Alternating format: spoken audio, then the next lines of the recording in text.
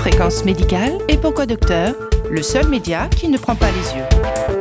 Le journal en partenariat avec le groupe Vive. Docteur Jean-François Lemoine. Bonjour, nous sommes le jeudi 16 avril, édition très spéciale car consacrée aujourd'hui à un seul témoignage exclusif mais d'importance.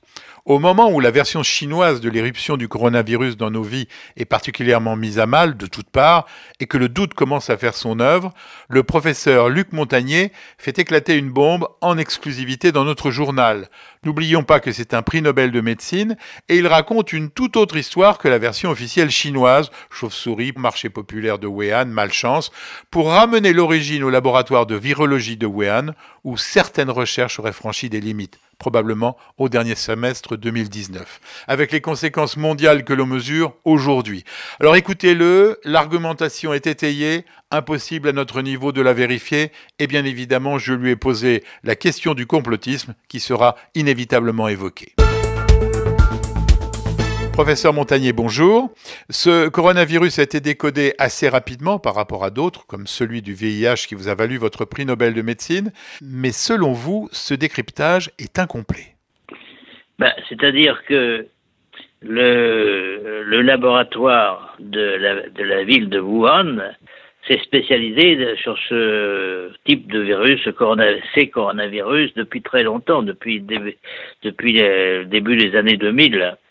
Donc, ils ont une expertise dans ce domaine, et ce qui m'a poussé à regarder de près, si vous voulez, la description du génome, c'est-à-dire la séquence de l'acide nucléique, qui est un ARN, de ce virus. Voilà, alors ça c'est le début, si vous voulez, d'une analyse qui a été faite, non seulement par moi, mais aussi surtout par mon collègue mathématicien, qui s'appelle Jean-Claude Pérez, et qui continue maintenant à développer ce que j'appellerais une biomathématique, c'est-à-dire l'application des mathématiques à la biologie. Alors, donc il a effectivement fouillé dans les moindres détails de la séquence. On n'a pas été les premiers, puisque un groupe de chercheurs indiens a essayé de publier une analyse qui montrait que le génome complet de ce virus, de ce nouveau virus, coronavirus, avait des séquences d'un autre virus qui est, aux surprises pour moi, qui est le VIH, le virus du sida. Alors, ceci a été publié d'abord par le groupe indien. On l'a obligé de se rétracter parce qu'il y a une énorme pression pour tout ça, n'est-ce pas, pour que la vérité fasse jour. Mais la vérité scientifique fait toujours par dominer, si vous voulez, par émerger même de tout ce qu'on veut cacher. On peut comprendre que trouver des morceaux de VIH dans ce coronavirus a dû vous troubler, mais n'est-ce pas tout simplement une mutation naturelle de ce virus dans l'organisme d'un malade atteint du sida ? Non, parce que, si vous voulez, pour insérer une séquence de VIH dans le génome, il faut avoir des outils moléculaires. C'est pas le patient qui va le faire. C'est l'homme de laboratoire. Maintenant, il y a quelques années, c'était dur. Maintenant, c'est beaucoup plus facile. C'est beaucoup plus facile maintenant. Cette hypothèse naturelle étant levée, ce ne peut être donc qu'une manœuvre délibérée. Alors, l'hypothèse, c'est que ce virus sort du laboratoire de Wuhan. Il y a un laboratoire de haute sécurité, malgré tout. Ce virus a échappé peut-être à ses promoteurs. Et donc, l'histoire du marché aux poissons est une belle légende, si vous voulez, mais c'est pas possible. Il y a très peu de choses qu'un virus de chauve-souris, parce qu'au départ, donc, ils ont travaillé sur un modèle qui est le virus de chauve-souris, et c'est ce virus-là qu'ils ont modifié. Mais leur but était de fabriquer une arme biologique, un virus agressif, ou ce qui serait plus tolérable, fabriquer un vaccin contre le sida ? Je pense, c'est l'hypothèse la plus raisonnable, c'est de penser qu'ils voulaient faire un vaccin contre le VIH, donc, et utiliser un coronavirus qui en principe pouvait être atténué et ne pas donner de maladie, comme vecteur, si vous voulez, comme porteur des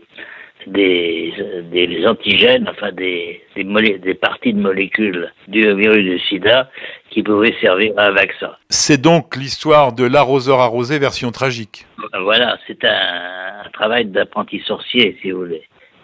Alors, c'est parce que malheureusement, enfin, on connaît beaucoup de choses en biologie moléculaire, on peut faire des bricolages, mais on a oublié, ou plutôt on n'a pas perçu le fait que nous sommes dans la nature depuis nos ancêtres sont là depuis des millions d'années, et la nature ne tolère pas n'importe quoi. C'est-à-dire qu'il y a des harmonisations, et c'est ce que mon collègue Pérez a beaucoup développé dans les années précédentes, c'est-à-dire que la nature n'admet pas n'importe quelle construction moléculaire, ou si elle les souffre, elle essaye de les éliminer. Et c'est ce qui est en train de se passer. Selon vous, la nature nous offre un rattrapage.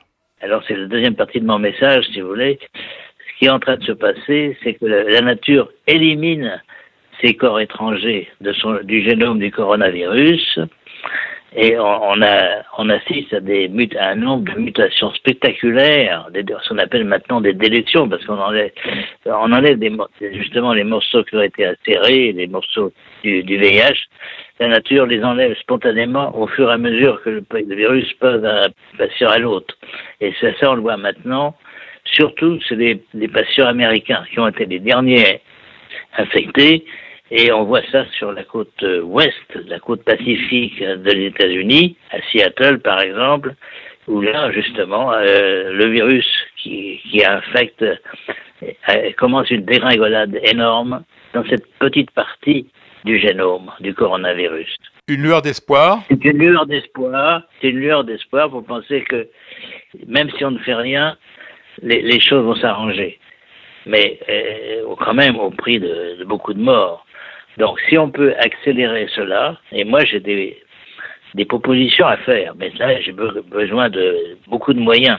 J'ai besoin de moyens, mais je pense qu'on peut, par des ondes, si vous voulez, des ondes interférentes, avec les ondes qui sont derrière ces séquences d'ARN, on pourrait peut-être éliminer, même chez les patients, on pourrait éliminer ces séquences par des ondes. Tout ce que vous venez de nous expliquer, professeur Montagnier, est à la fois clair mais aussi terrifiant.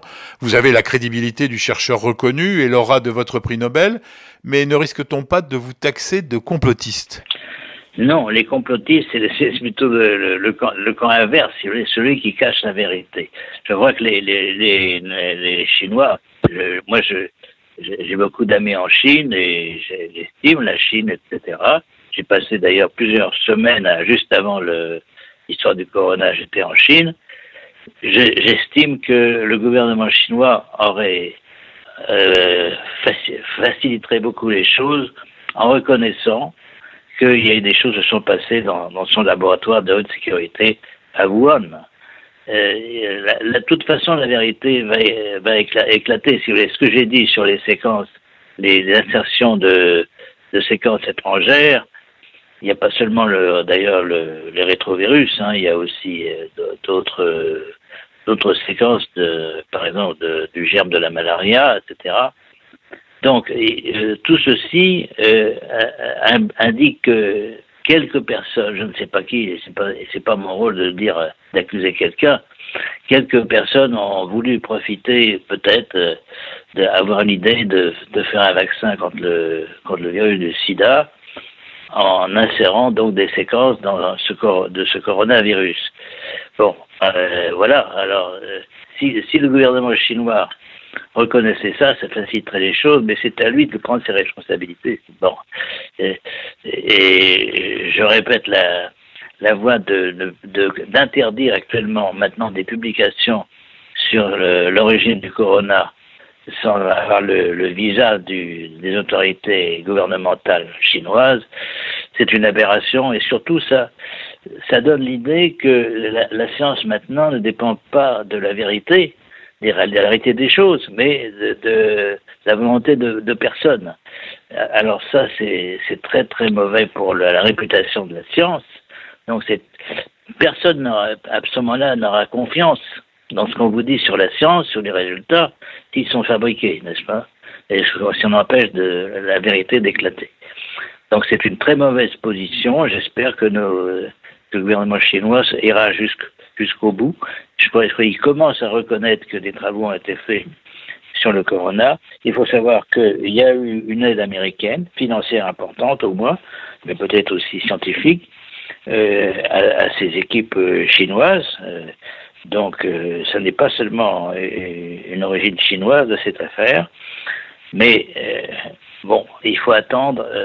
Donc, si vous voulez, mon but n'est pas de faire une enquête policière et d'accuser des personnes. Je pense que c'est une erreur. Errare humanum est, disait-on, n'est-ce pas, au latin. L'erreur est humaine. Et par exemple aussi, autre exemple récent, l'Iran a tué beaucoup de personnes d'un avion, en se trompant. Ils l'ont reconnu. Bon, ils l'ont reconnu.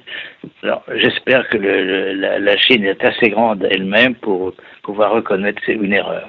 Merci, professeur Montagnier. C'est clair et glaçant.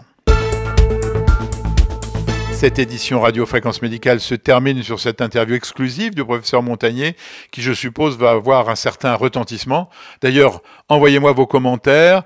Mon adresse, je répondrai à tout le monde, jf.lemoine@fréquencem.com. On n'oublie pas de remercier le groupe Vive, sans qui ce journal n'aurait pas été possible. Et on se retrouve demain pour parler de masques. En attendant, portez-vous bien.